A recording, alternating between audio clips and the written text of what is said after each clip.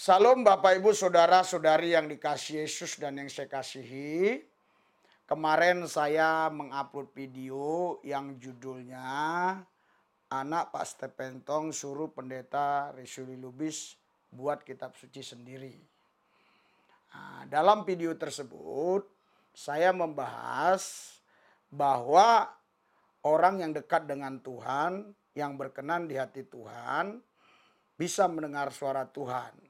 Tapi bukan berarti setiap waktu dia mendengar suara Tuhan secara langsung, bukan. Sewaktu-waktu Tuhan bisa bicara untuk hal-hal yang sangat genting, sangat penting. Apalagi yang membahayakan orang tersebut. Biasanya begitu yang saya alami bersama Tuhan. Nah, jadi ada yang komen lagi, protes lagi. Protesnya seperti ini saudara, saya akan bacakan ya. Ini cukup panjang. Coba pikir cerdas, ini dari Supriyadi Koe lagi yang kemarin lagi. Sengaja kemarin tidak saya blokir dia karena komentarnya itu masih hal-hal yang wajar yang bisa ditanggapi. Tapi kalau komentarnya udah jorok, berkaitan dengan provokator, provokatif, saya pasti blokir. Tapi kalau hanya komen untuk mencerdaskan saya dan mencerdaskan pemirsa untuk kita berpikir, saya nggak blokir dia. Tapi sorry ya, sebelum saya bacakan jangan lupa ya subscribe, ya terus like, tombolnya dipencet lonceng dan bagikan kepada banyak orang ya. Itu Anda sudah mendukung pelayanan ini berarti. Saya akan bacakan ya. Santai aja kita hari ini ya. Coba pikir cerdas ya. Kalau Tuhan bisa bicara langsung dengan manusia, kenapa ada COVID-19? Tuhan tidak beritahu terlebih dahulu dengan manusia seperti bakal tsunami atau gempa bumi. Kenapa Tuhan tidak langsung berseru kepada para pendeta yang punya karunia bicara dengan Tuhan? Kalau begitu Tuhan kejam loh. Kok nggak mau kasih tahu kepada pendeta-pendeta yang punya karunia pendengaran suara Tuhan? Pesan saya secara pribadi, jangan jadi orang Kristen yang bodoh. Jadilah orang Kristen yang cerdas. Melalui pembelajaran firman Tuhan, saya rasa kalau soal dengar suara Tuhan, orang di luar Kristus juga lebih hebat dari kekristenan seperti ahli nujum, ya. Terus dikatakan supranatural dan para peramal. Apa bedanya dengan pendeta? Saudara Bapak Ibu sekalian, ini Supriyadi Koe ini memang perlu kita kasih penjelasan dengan baik, dengan benar supaya saudara kita ini tidak tersesat. Nanti kalau sudah tersesat dia bisa terhilang. Ya.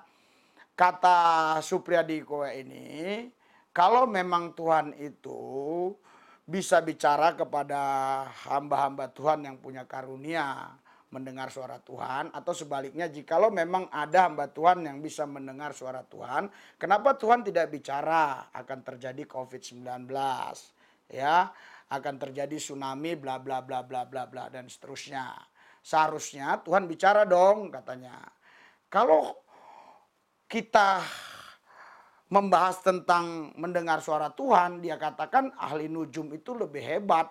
Ya, paranormal, ahli nujum dan yang lainnya bla bla bla itu lebih hebat mendengar suara Tuhan, berarti maksud dia kan.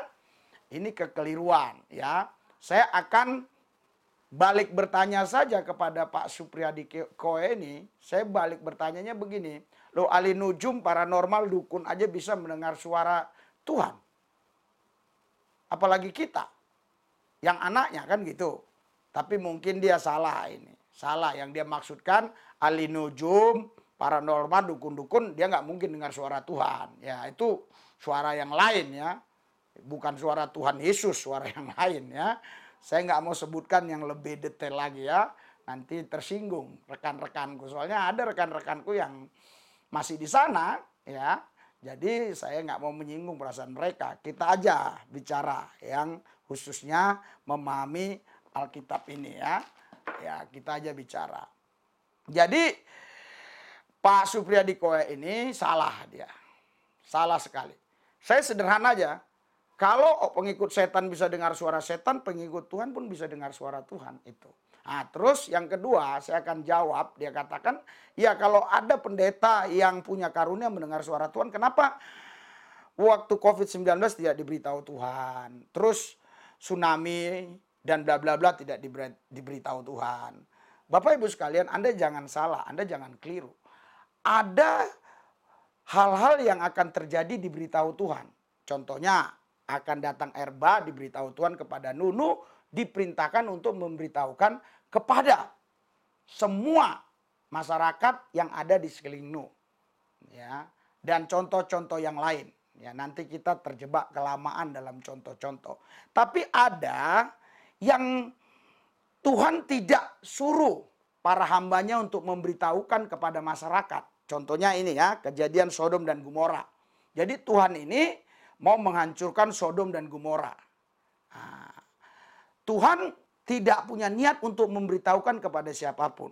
Tetapi dalam perjalanan Tuhan berpikir, wah, masa saya rahasiakan kepada Abraham, dia kan akan menjadi bapak segala bangsa. Saya kasih tahu kepada dia. Kenapa Tuhan berpikir seperti itu? Anda boleh baca baik-baik kejadian 18, 19 seterusnya. Karena di Sodom dan Gomora ada yang bere. Kalau kita bere, kalau biasa apa ya? Ya, ponakannya Abraham di sana. Ya, yaitu Lot.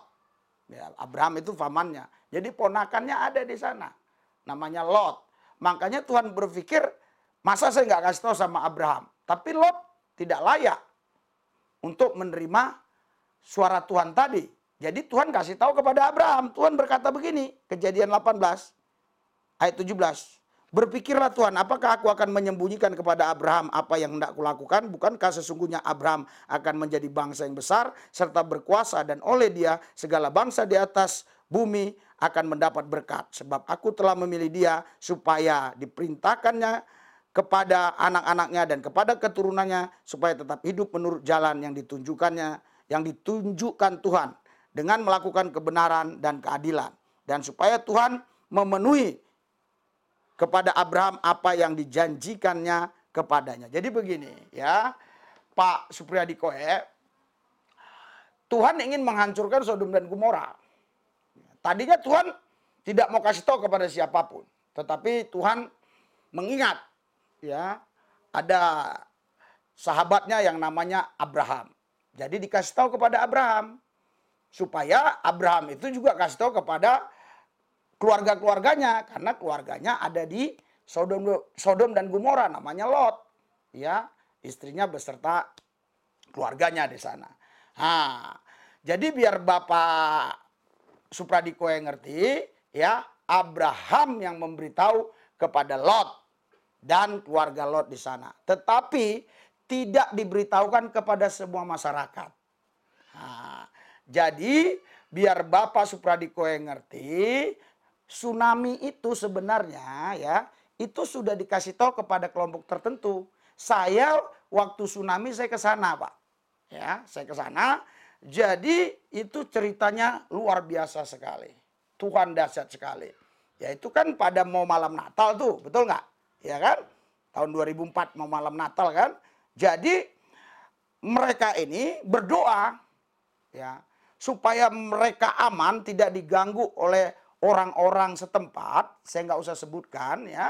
Jadi sekelompok orang ini merayakan Natal di bukit yang cukup tinggi di Aceh saya. Di Aceh sana. Saya udah ke sana, saya udah ke Banda Aceh dan sekelilingnya. Aceh udah banyak saya jalani ya. Itu wilayah saya waktu itu penginjilan. Ya, bahkan setahun yang lalu ya, saya baru ke sana juga. Jadi mereka menyembah memuji Tuhan di gunung itu merayakan Natal, turun.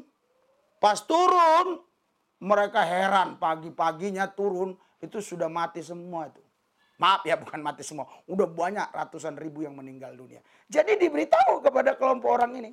Ya, makanya sekelompok orang Kristen di situ ada yang selamat semua karena mereka merayakan Natal di puncak gunung. Jadi ingat Pak Supradikoe, Tuhan tetap bicara kepada orang yang berkenan di hatinya, dan ada orang tertentu yang memang punya karunia Tuhan, tetap karunia untuk mendengar suara Tuhan, tetapi tidak semua suara Tuhan itu harus diberitahu kepada semua orang. Ya. Karena ada orang tertentu yang juga bandal sudah dikasih tahu. Contoh zaman Nuh lah. Nuh udah kasih tahu kepada rakyatnya, betul nggak? Tapi ada nggak rakyat yang mau ikut ke Batra? Kan nggak ada. Oke, jadi Pak Supradikoe ngerti ya? Saya mau berdoa. Tuhan Yesus jamah Supradikoe, urapi terlebih yang sudah subscribe, biar ini jadi edukasi, ini menjadi pelajaran, pembelajaran untuk mereka mengerti, memahami ya bagaimana mendengar suara Tuhan, dan Tuhan itu bicara dan tidak semua apa yang Tuhan katakan harus diberitahu kepada semua orang. Terima kasih Bapak, dalam Yesus kami berdoa, haleluya, amin.